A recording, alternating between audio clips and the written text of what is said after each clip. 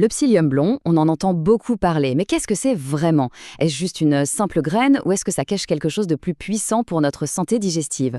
Eh bien, c'est ce qu'on va décortiquer ensemble. On va plonger au cœur de cette superfibre, de sa composition jusqu'à son mode d'emploi, pour vraiment tout comprendre et en tirer le meilleur. Alors, voilà le programme, on va commencer par les bases. Qu'est-ce que le psyllium blanc? Ensuite, on va voir son super pouvoir, ce fameux mécanisme de gélification. Après ça, place à la pratique avec un guide étape par étape. On s'arrêtera sur un point crucial, la règle d'or de l'hydratation. Puis on passera aux techniques avancées, le timing, les combos et pour finir, bien sûr, les avertissements et notre verdict. Allez, on attaque. Qu'est-ce que le psyllium blond? Qu'est-ce qui rend cette petite enveloppe de graines si spéciale? En fait, tout se joue au niveau moléculaire. Quand on regarde sa composition, il y a un truc qui saute aux yeux. 80%. C'est la part de mucilage. Retenez bien ce mot, mucilage.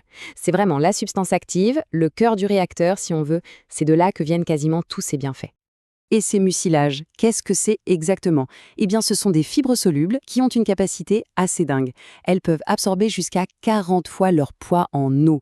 40 fois, vous imaginez? Ça crée un gel épais, visqueux. C'est ça le mécanisme central. Pensez à une petite éponge sèche qui, au contact de l'eau, gonfle et se transforme en une grosse éponge prête à nettoyer. Mais attention, ce n'est pas juste une question de volume ou d'effet éponge. Dans les 20% restants, il y a d'autres petites pépites. On a du xylose et de l'arabinose, qui sont en fait de la nourriture pour nos bonnes bactéries intestinales. Et il y a aussi des composés au nom un peu compliqué, les glycosides, qui ont un effet anti-inflammatoire. Ils viennent apaiser la muqueuse. C'est donc un travail d'équipe, un vrai allié complet. Bon, maintenant qu'on a vu la théorie, passons à la pratique. Concrètement, comment ça marche à l'intérieur? Comment cette poudre se transforme-t-elle une fois qu'on l'a avalée? Le processus est assez simple, mais super efficace. D'abord, on ingère la poudre. Ensuite, elle commence son travail d'absorption. Elle boit, jusqu'à 40 fois son poids, on l'a dit. Ça forme ce fameux gel visqueux. Et c'est là que ça devient intéressant. Ce gel va jouer un double rôle, une sorte de barrière et d'éponge. Et ce qui est fou, c'est qu'il ne va pas faire la même chose partout. Regardez, c'est ça sa double action. D'un côté, dans l'intestin grêle, le gel crée une barrière. Il tapisse les parois et ça va ralentir l'absorption des sucres et du cholestérol. C'est un peu un gendarme de la digestion. Et puis, plus bas, quand il arrive dans le côlon, il change de métier. Là, il devient une éponge. Il va ramasser les toxines, les débris, tout ce qui traîne pour aider à tout évacuer. C'est cette polyvalence qui est juste incroyable. Ok, la mécanique est claire. Maintenant, la question à 1 million. Comment on l'utilise correctement? C'est parti pour le guide pratique, le protocole pour une utilisation parfaite. La règle numéro 1, la plus importante pour commencer, c'est start low, go slow. On commence doucement, on y va lentement. Pourquoi? Parce qu'il faut laisser le temps à notre système digestif de s'habituer. Donc on démarre avec une petite cuillère à café, et puis petit à petit, on augmente jusqu'à atteindre la dose efficace, qui est d'environ une cuillère à soupe. Attention aussi à la qualité.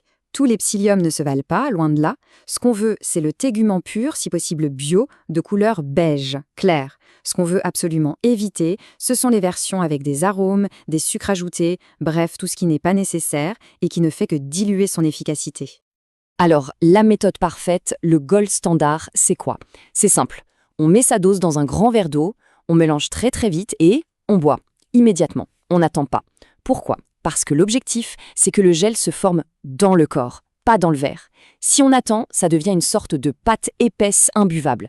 Et juste après, très important, on boit un deuxième verre d'eau pure. Et ce deuxième verre d'eau nous amène au point suivant. C'est sans doute l'information la plus cruciale de tout ce guide. C'est la règle d'or, le truc à ne jamais oublier. Parce qu'avec le psyllium, on peut passer d'un outil super utile à un obstacle carrément nuisible. Et ce qui fait basculer de l'un à l'autre, c'est une seule chose, une règle non négociable. Et cette règle, la voici, 300 ml. C'est la quantité d'eau minimale à boire avec chaque dose. C'est l'équivalent d'un très grand verre. Souvenez-vous, il absorbe 40 fois son poids en eau. Si on ne lui donne pas cette eau, ce carburant, il ne peut pas se transformer en gel. Il ne peut pas faire son travail. Pire encore, sans une hydratation massive, l'effet est carrément inversé. C'est le grand paradoxe du psyllium. Au lieu d'être un outil qui facilite le transit, il devient un bouchon, une obstruction. Il peut créer le problème même qu'il est censé régler. Donc, on ne le répétera jamais assez, il faut boire, boire et encore boire. Bon, maintenant que la règle de sécurité numéro 1 est bien claire, on peut passer aux choses sérieuses. Comment on peut optimiser tout ça? Place aux techniques avancées avec le timing et les combos. Le moment de la prise peut tout changer en fonction de l'objectif. Si on le prend environ 20 minutes avant un repas, le gel va se former, prendre de la place dans l'estomac, résultat, on a moins faim et l'impact glycémique du repas sera plus faible. Autre stratégie, le prendre au coucher. Là, il va travailler toute la nuit, faire son nettoyage en profondeur et assurer une élimination facile et complète le matin au réveil. Et on peut aller encore plus loin en créant des alliances sacrées, des combinaisons puissantes. Par exemple, psyllium plus vinaigre de cidre, c'est le combo ultime pour le contrôle de la glycémie. Psyllium plus gingembre, ça va stimuler le péristaltisme, le mouvement de l'intestin, pour éviter toute stagnation. Et en option, pour une détox vraiment poussée, on peut y associer du chardon-marie. Ces synergies permettent vraiment de cibler des objectifs très précis. On arrive à la fin de notre guide. Pour conclure, il nous reste à voir les derniers avertissements importants avant de donner notre verdict final. Point de sécurité essentiel, les médicaments. Cet effet de barrière, de gel qui tapisse les parois, eh bien, il ne fait pas la différence entre les sucres et une pilule. Il peut donc réduire l'absorption de n'importe quel médicament ou même complément alimentaire.